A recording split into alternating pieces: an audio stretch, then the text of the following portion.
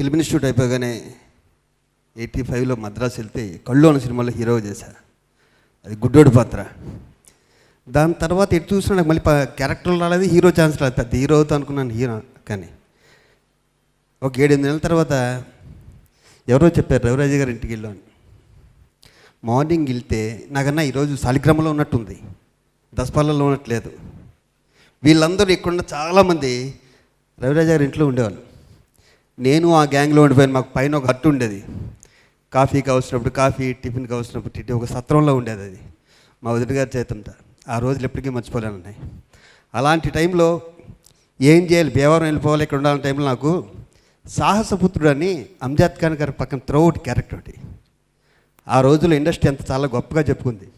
ఒక కొత్త ఆర్టిస్ట్కి రవిరాజ గారు పెద్ద డైరెక్టర్ అప్పుడు, అంత మెయిన్ క్యారెక్టర్ ఇచ్చారంట అని. దాని తర్వాత నాకు చాలా చాలా సినిమాలు బొబ్బులు అన్నీ వచ్చినాయి. మీరు ఎప్పటికీ తీసుకున్నాను. అదే నా పెద్ద మలుపు, సాహసపుత్రుడు.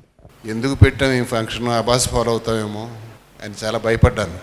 కానీ మా బెటర్ హాఫ్ నాకు ధైర్యాన్ని ఇచ్చింది.